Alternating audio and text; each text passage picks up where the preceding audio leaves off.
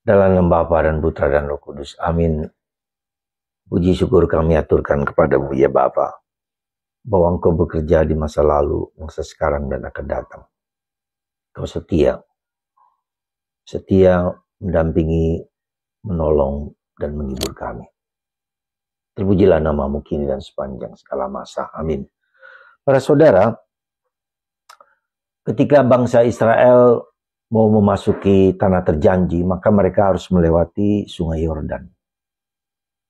Dan apa yang dikatakan Tuhan kepada Yosua, pengganti dari Musa, bahwa apa yang ia lakukan oleh Musa pada Musa ketika membawa bangsa Israel keluar dari tanah dari Mesir, lewati sungai Laut Merah, dan mereka harus melewati sungai itu di tengah kering, lalu kedua-duanya sisi seperti tembok. Dan itu akan dilakukan juga lagi pada masa Yosua. Dan Tuhan berjanji dan itu terjadi.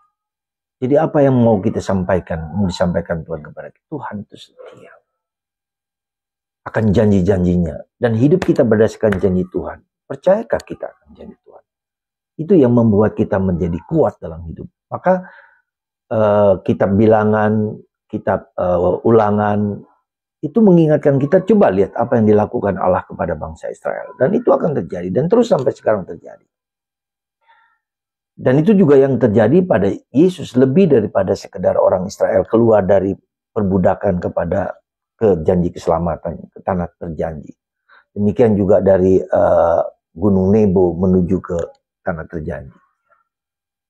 Ini penting bagi kita supaya kita mengingat anamnesis, kenangan akan masa lalu, membawa kita untuk tetap teguh dan kuat di dalam masa sekarang. Jangan pernah putus asa. Ketika orang putus asa karena dia lupa akan janji di masa lalu. Karena itulah maka saudaraku terkasih, kita yakin dan percaya dan menyerahkan diri kepada kehendak Tuhan dalam diri kita. Itu yang pertama. Yang kedua, hari ini kita memperingati atau diingatkan kita akan pengampunan, kuasa pengampunan. Kita tuh sudah diampuni oleh Tuhan, oleh darah dan air, oleh korban Yesus kita diampuni dengan segala dosa. Kita ditebus oleh segala dosa karena sebetulnya kita tidak layak untuk mendapatkan keselamatan. Tetapi karena Tuhan sungguh-sungguh mau mengembalikan, membebaskan kita dari belenggu dosa, seperti bangsa Israel dibebaskan. Dan apa yang dialami bangsa Israel itu adalah tipologi, ya, prototip dari apa yang terjadi sekarang. Kita dibebaskan dari segala dosa yang menghancurkan kita, yang membuat kita menjadi tidak selamat. Itulah. Ya, maka Yesus hari ini mengampuni dosa kita, maka kita pun wajib apa yang dilakukan Tuhan kepada kita. Kita pun perlu juga mengampuni orang lain. Ketika kita diampuni, kita juga harus mengampuni. Dan itu bukan gampang. Ya, bukan gampang. Kalau kita pengampunan yang diberikan kepada kita itu, lalu kita tidak lakukan itu untuk mengampuni orang lain, maka kita juga berdosa. Dan Tuhan marah dengan itu. Dengan cara demikian, Tuhan telah mengampuni kita, maka kita harus mengampuni. Dan pengampunan itu adalah suatu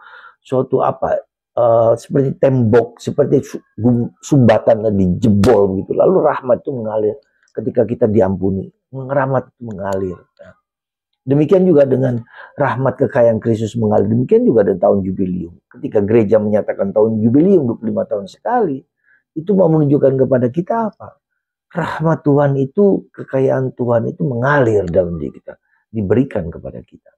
Ya.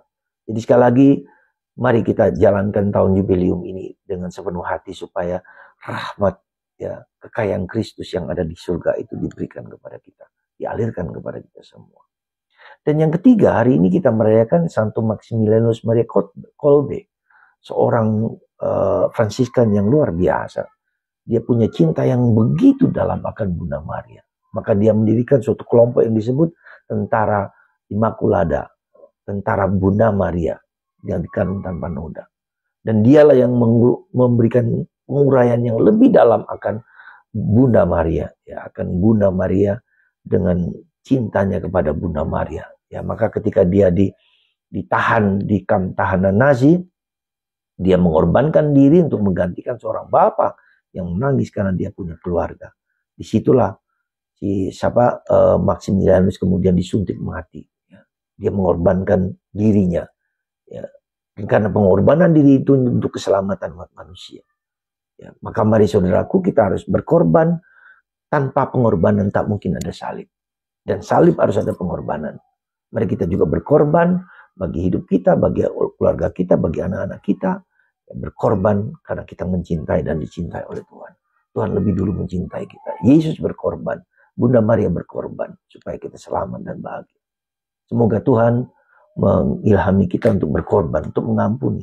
Meskipun sakit, tetap kita mengampuni dan mengampuni. Tuhan memberkati Anda semua. Dan kita hidup dalam semangat pengampunan. Karena kita sudah diampuni. Tuhan memberkati kita semua dalam nama Bapa, Putra, dan Roh Kudus. Amin.